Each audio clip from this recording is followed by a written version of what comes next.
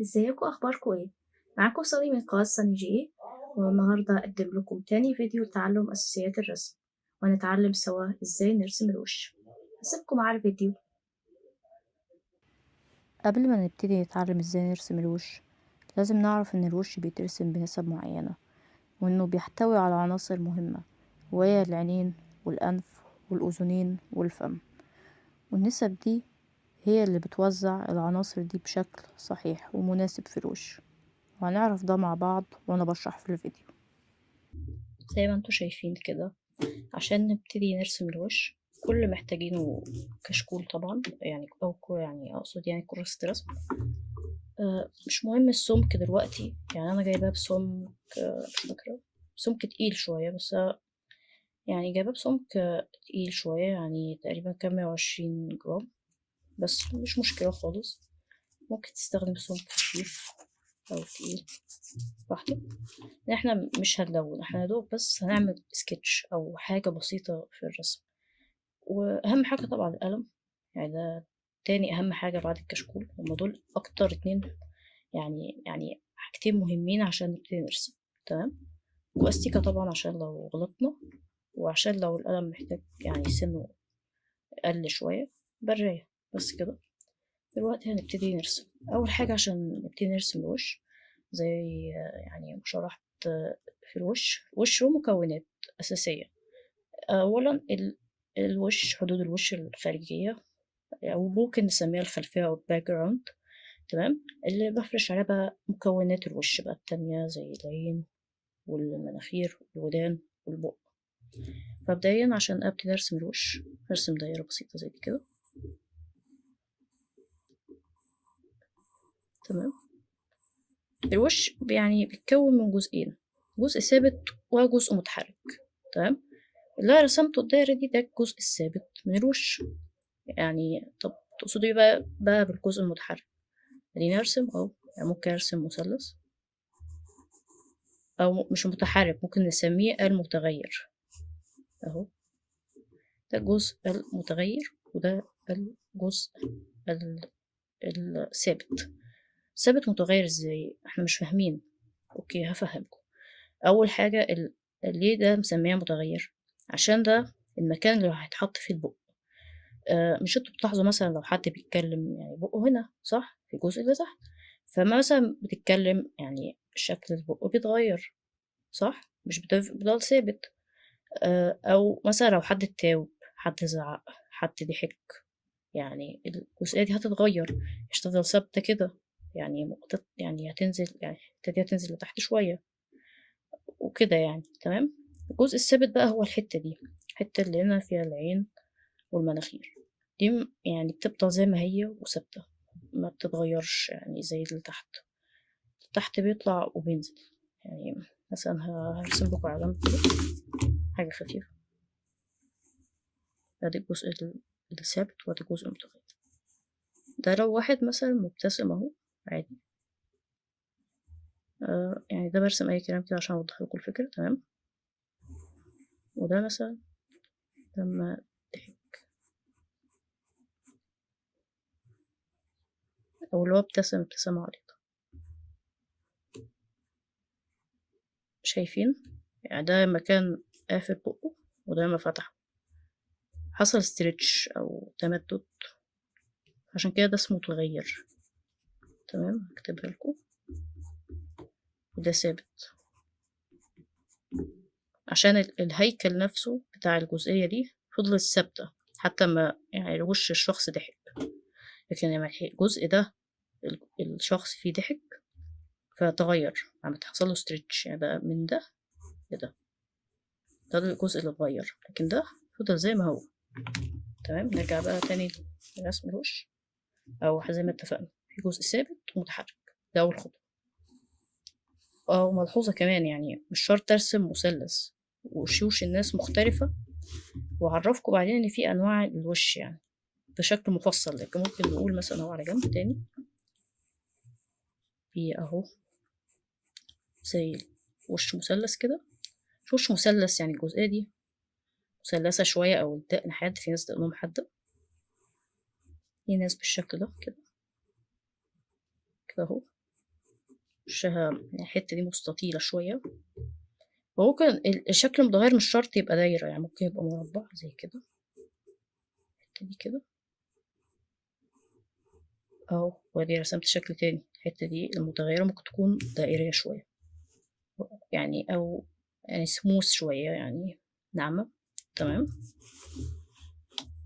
دي ممكن أتكلم عليها في التفصيل أكتر، بس عايزين نتعلم كبيزكس ازاي نرسم وش. زي ما انتوا شايفين عملت اكس كده، خط محور قسم الوش لنصين كده. بعد كده عملت خط مش من النص قوي، يعني من الحتة اللي فوق كده. تمام، وهو زي ما يكون قاطع يعني مش نص قوي، يعني حتة هنا ربع 3/4. تمام، عشان هنا ده موقع العين، والجزئية دي هرسم فيها المناخير، وهنا هرسم البق. وطبعا مش شرط يعني نسب دقيقة وهندسية بحتة، انت بتجيبها يعني بالتقريب، يعني بحيث مثلا، يعني مثلا اقول لكم مثال كده ارسمه على جنب. يعني مثلا اهو مثال، ادي وش،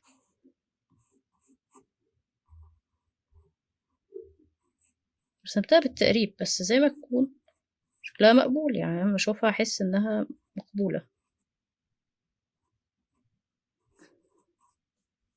طبعا ما تقلقش، ما تعرفش تعمل زي في المرحلة دي، انا عشان متمرسة ورسمت كتير فانا بقيت ارسم حتى من غير محتاج الاكسس او الخطوط المحور اللي هي دي ودي اهو، لما دول كده. انت مع الوقت لما تتدرب هتوصل للمرحلة دي ان شاء الله، بالذات لو هترسم حاجات كرتونية. يعني الرسم الكرتوني اسهل شوية من رسم البورتريهات. تمام، ده حاجة تقريبية انت لما تشوفها تقول ده معقول.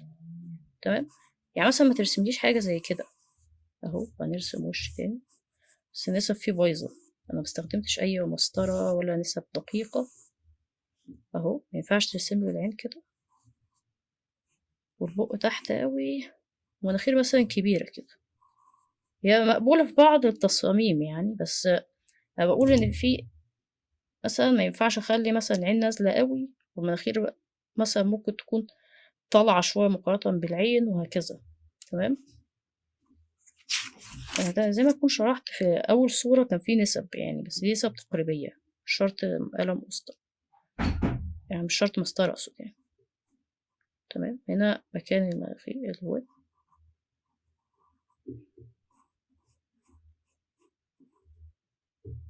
وهنا المناخير.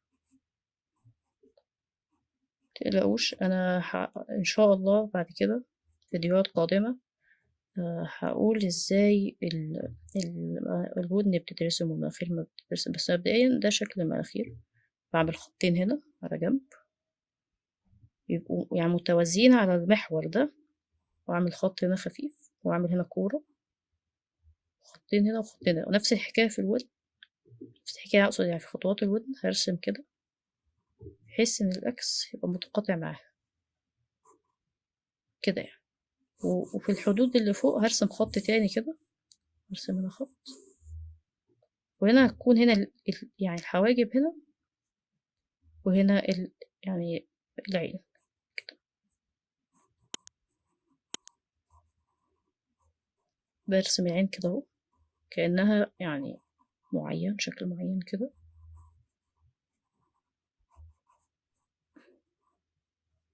برسم جواها دايرة ان شاء الله، اقول بالتفاصيل بس انا بقول كده انا سريعا يعني. دي عين اهي، فاضل لنا ايه بقى؟ البق. قبل ما ارسم البق ممكن ارسم هنا مكان الدقن مثلا كده، بعمل خط خفيف او مش شرط يعني، ممكن مثلا ما نعملوش مثلا أهو. بعد كده برسم البق، بس أنا ممكن اخليه مبتسم، وممكن اعمل تفاصيل تانية زي مثلا الحتة دي كده، بس دي الشفة. تمام، وممكن طول المناخير شوية عشان النسب تظبط. هو ده اللي أنا بقى اتكلمت عنه في النسب. ممكن مثلا نعمل خط تاني كده، الجزئية دي ودي ودي كده. تمام اهو، فاضل بقى الحاجب كده اهو. مجرد خط بسيط، مش شرط تضيف تفاصيل دلوقتي، هنعمل خط بسيط كده للحاجة. بالنسبة للوجه هعملها كده، ده على أساس اللي هي التفاصيل اللي جوه يعني.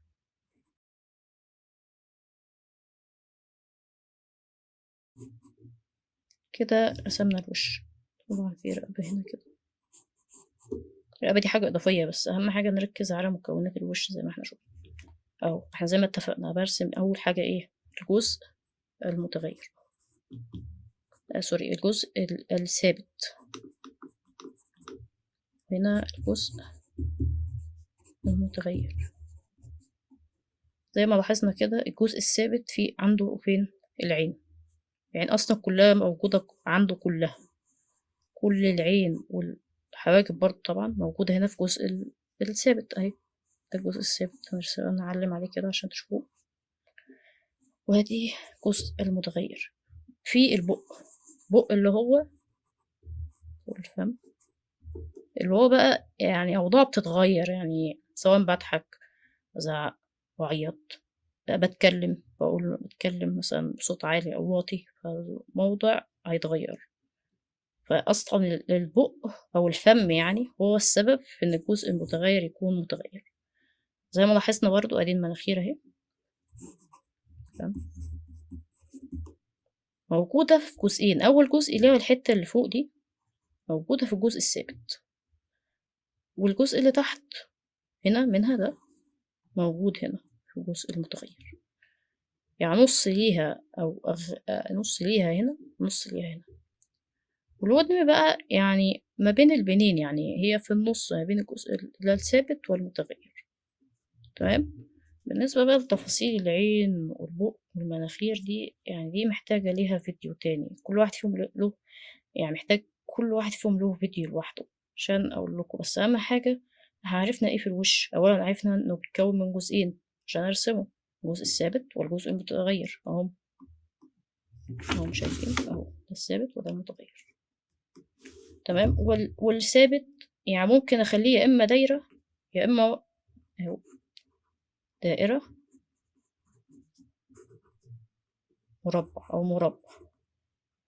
تمام، مش شرط دايرة، بس في الأغلب دايما بنرسم دايرة في الجزئية دي عشان نعبر عن الجزء المتغير الثابت. يعني المتغير بقى ممكن أرسمه بأي شكل، مثلث، مستطيل أو حاجة شبه المستطيل، مدور شوية كده يعني. تمام. وبعد كده بعد ما عرفنا إنه بيتكون يعني الوش بيتكون من جزء ثابت ومتغير، رسمنا العينين، بعد كده المناخير والبق والودان. تمام. وعرفنا أول النسب بتاعتها اهي، مش شرط نسب دقيقة، بالذات لو انت يعني لسه في الأول بترسم اهو. عرفنا ان برضو الوش بيتقسم لكذا خط. تمام. ادي خط المحور الأولاني اهو، اللي هو بيقسم الوش لنصين، خط رأسي، خط جاي بالطول كده، وخط أفقي نايم بيقطع ما بين يعني الجزء اللي تحت من الدايرة، يعني جاي من النص تقريبا أو قاطع من ربع الوش نفسه فوق، يعني ادي الربع اهو، وادي تلته أقصد، يعني 3/4 يعني.